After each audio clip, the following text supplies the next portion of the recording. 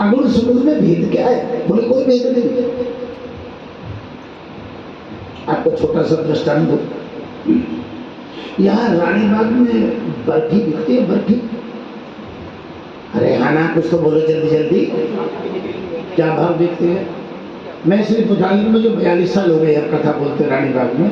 मैं इसलिए पूछ रहा हूँ कि मुझे आज तक 42 साल में किसी ने यहाँ रानीबाग में बर्फी नहीं खवाई। तो मैंने सोचा था शायद यहाँ बिकती ही नहीं है, बर्फी बढ़नी बढ़ती होगी।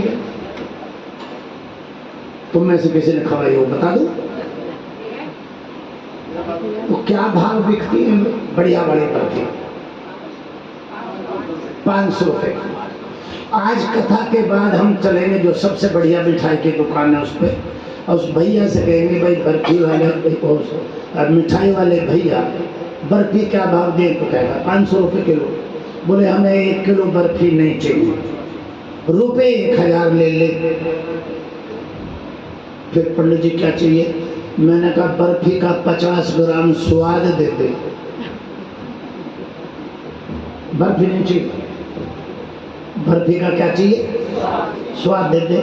तो बोले पंडित जी कथा छुड़ाते छुड़ाते दिमाग चल गया है क्या? अरे स्वाद लेना है तो बर्फी खानी पड़ेगी आपको, तब स्वाद मिलेगा। बस इतनी सी बात है, बर्फी साकार है और उसके अंदर स्वाद निराकार है। अगर निराकार को प्राप्त करना है तो साकार की पूजा करनी पड़ेगी। नहीं, अरे स्वाद चाहते हो तो बर्फी खानी पड़ेगी कि नहीं? तो बर्फी साकार है और स्वाद, भाई इतनी सी तो भक्ति है दोनों की। भेद क्या है? स्वाद ही, हम क्यों खाते हैं बर्फी? बोले स्वाद लगती है इसलिए खाते हैं। अरे स्वाद लगती है तभी तो खाते हैं, अगर बर्फी कड़वी हो खाएगा। तो सगुण अगुण में, निर्गुण निराकार में कोई अंतर नहीं, दोनों ही एक है। बर्फी ही स्वाद है और स्वाद ही बर्फी है। नहीं तो माँ पार्वती ने कहा महाराज ये निर्गुण ब्रह्म सगुण कैसे हुआ? इसने रूप कैसे धारण कर लिया? ये तो कण कण में है। आपका ऋग्वेद कहता है ईशावास्य विदं सर्वम यत किंचित जगत्याम जगत। सृष्टि के कण कण में परमात्मा है और कण कण के साथ क्षण क्षण में क्या हो जाए ये परमात्मा के अलावा कोई नहीं जानता है। ये ज्योतिष का सबसे पहला सूत्र है। ज्योतिष का आचार्य बैठा है, मेरा बेटा, इसलिए बता रहा हूं कि रामायण में ज्योतिष भी है। कोई दुनिया की चीज ऐसी नहीं जो इस ग्रंथ में न हो। कण कण में परमात्मा है। ये तो देख करके आपके उस दोष गुण को बता देते कि ये उपाय कर दो तुम्हारा भला हो। कष्ट तो वो आएगा, वो दान पुण्य जब से घटेगा नहीं, किंतु उसका करने से आपके अंदर शक्ति आ जाएगी, उसे आप सहन कर जाओगे, उस दुख को लग जाओगे आप, और आपको पता भी नहीं लगेगा। ये हमारे ज्योतिष। प्रेम से बोलो जय श्री राम। भगवान शंकर कहने लगे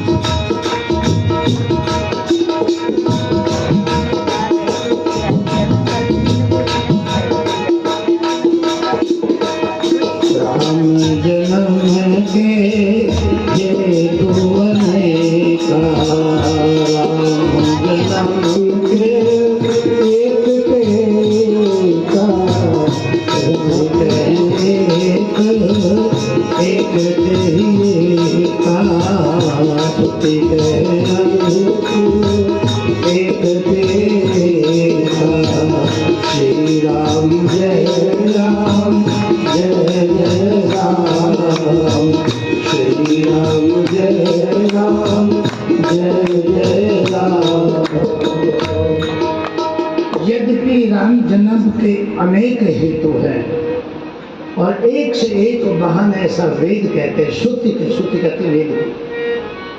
पर मैं मति अनुरूप एक दो तुझे उपदेश जो टाइम सिखाता हूँ। पता नहीं मैं कहाँ कथा सुना रहा था, मेरे मुंह से निकल गई अंग्रेजी। एक बेटी खड़ी होगी, मेरे से पूछे गुरुजी भगवान शंकर को अंग्रेजी भी आती थी? अरे मैंने कहा बुद्धू बेटी बैठ जा, चींटी से लेके हाथी तक 84 लाख योनियों की भाषा मेरे भोलेनाथ को आती है, और ये सारी विद्या इनके डमरू से निकली है। डमरू को देख के मदारी में समझ लेना, जितनी विद्याएं हैं सब डमरू से निकली है। और ये वेद का तो इसका सामवेद पढ़ोगे तो आपको पता लगेगा। प्रेम से बोलो जय श्री राम। ये जो तुम गाते हो ना, ये बजाते जो है, ये क्या स्वर है? सामवेद है। स्वर में ही ईश्वर छुपा है। साधना करो स्वर की। मीरा ने साधना की, एक तारा बजाया था, ठाकुर को प्रकट कर दिया। नारद ने खड़ताल बजा बजा के कर लिया। सूरदास ने एक तारा बजा के कर लिया। उसी पर स्वर से ही तो ईश्वर निकलता है। ये जो तुम कीर्तन गाते हो, कल सुंदरकांड का स्वर पाठ किया था, 12 वर्ष ईश्वर नहीं था? किस रूप में थे? बोले महाराज तो एक दो कारण बता दो। बोले पहला कारण सुनो, प्रेम से बोलो जय श्री राम। पहला कारण क्या था? बोले नरम ज्ञानम ददाति इति नारद। नारद जी को शंका की दृष्टि से देखते हैं, पर नारद जी का अर्थ सुनो, नरम ज्ञानम ददाति इति नारद। जो बहुत सारे मनुष्यों को इकट्ठा करके ज्ञान प्रदान करता है, उसे नारद कहते हैं। ना जमा रद्द, जिसकी कोई बात रद्द ना होती हो, जो चाहे सो कर ले, उसका नाम नारद। और नारद जी में एक और विशेषता थी। ये विशेषता हनुमान जी को भी नहीं थी, ये अधिकार हनुमान जी को भी नहीं था, नारद को था, कि भगवान के शयन कक्ष में कोई घंटी नहीं देनी, कोई ठक ठक दरवाजा नहीं खटखटाना, ऐसे जाकर प्रकट हो जाना।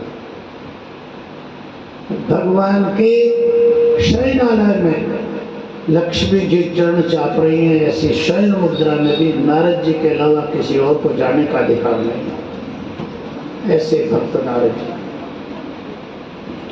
उन्होंने बड़ा कठोर तप किया।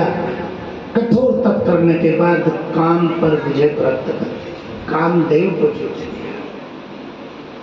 और जीतने के बाद क्या बात है सर, पिताजी को बताने चले गए, क्योंकि ज्ञान का सबसे बड़ा दोष है अहंकार को लड़ना।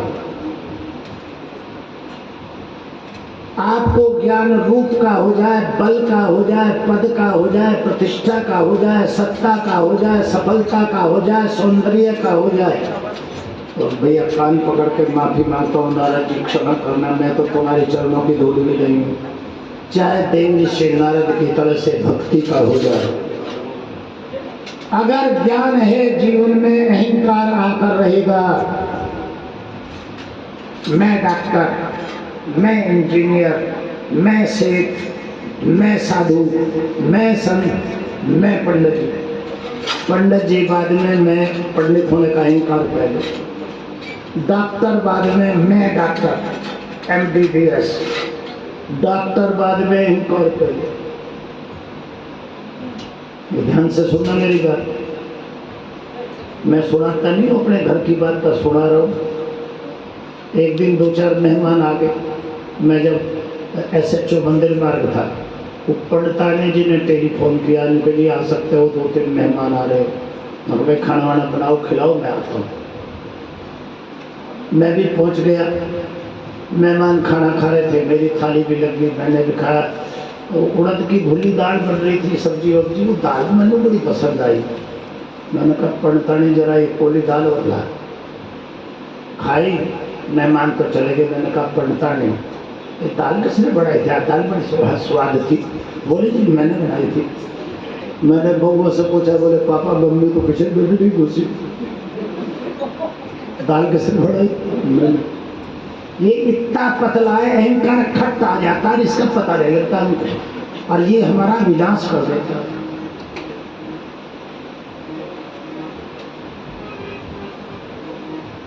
ये हमारा नाश करता है। अब जब युद्ध चलेगा, जब बताऊंगा बात, अब संक्षेप में बता दूंगा। रामायण में 3 प्रकार का युद्ध हुआ, एक कलात्मक, एक बलात्मक, एक छलात्मक। कितने तरह का युद्ध हुआ? कलात्मक, बलात्मक और छलात्मक। रावण ने युद्ध किया, मेघनाथ ने किया और कुंभकर्ण ने किया। कलात्मक युद्ध किया मेघनाथ ने और बलात्मक युद्ध किया कुंभकर्ण ने। कुंभकर्ण जब युद्ध करने गया अकेला गया, कोई सेना पेना अस्त्र शस्त्र कुछ नहीं, अकेला गया।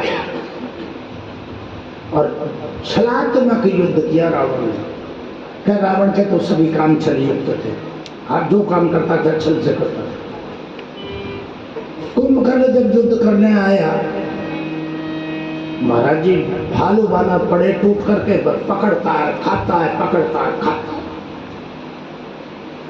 तीनों 3 प्रकार का युद्ध करते, कलात्मक, बलात्मक, छलात्मक। एक बांधता है, एक खाता है, एक मारता है। मेघनाथ जिससे युद्ध करता है उसे बांधता है। इंद्र को बांध के लाया, हनुमान जी को बांध के लाया। ब्रह्मास्त्र ते सादा कभी मन के विचार जो न धर्मस्त्र मान्य उस महिमा मिटे, आपका सुंदरकांड कहता है। और तो और राम और लक्ष्मण को नाग फांस में बांध दिया। भव बंधन नर काटहि जेहि कर जप कर नाम खरब निशाचर बांधिए नाग फांस सोई राम। जिसके नाम लेने से बंधन टूट जाते हैं। नमो देवाय गोविंदाय नमो नमः। कुंभकर्ण खाता है और रावण मारता है। माँ पार्वती कथा सुन रही थी, बोली भोलेनाथ ये कुंभकर्ण बिना अस्त्र शस्त्र के, बिना सेना के क्यों गया है? समझ में नहीं आई बात। बोले ये अहंकार है, हमारा कामना हमको बांधती है, अहंकार हमारा खाता है और मोह हमारा हमको मारता है। ये ध्यान से सुनना है। ये तीनों राक्षस, रावण, कुंभकर्ण और मेघनाथ, तीनों राक्षस, तीनों दोष, तीनों विकार मेरे और आपके अंदर बैठे। मैं किसी रावण की कथा नहीं सुना रहा। अब वो रावण मरा, राम जी ने मारा, हमारी कौन सी प्रॉपर्टी का लॉस हो गया? हम क्यों गाएं इस कथा को? ये तीनों दोष, तीनों विकार मेरे आपके अंदर बैठे, तीनों राक्षस। मेघनाथ हमारी कामना है, कुंभकर्ण हमारा अहंकार है, रावण हमारा मूर्तिमान मोह है। हमारा मोह हमको मारता है, हमारा अहंकार हमको खाता है। क्योंकि अहंकार को विनाश करने के लिए किसी और की आवश्यकता नहीं है। जीव को अकेला ही मार देता उसका अहंकार। काम, क्रोध, मद, लोभ, ईर्ष्या, इतने विकार आ जाए, ये सारे पंडित जप कर देंगे, तप कर देंगे, दान करा देंगे, आपको छुड़वा देंगे। अगर अहंकार आ गया, इनका इलाज इन पंडितों पे नहीं, वो तुम्हें अकेला ही खा जाएगा।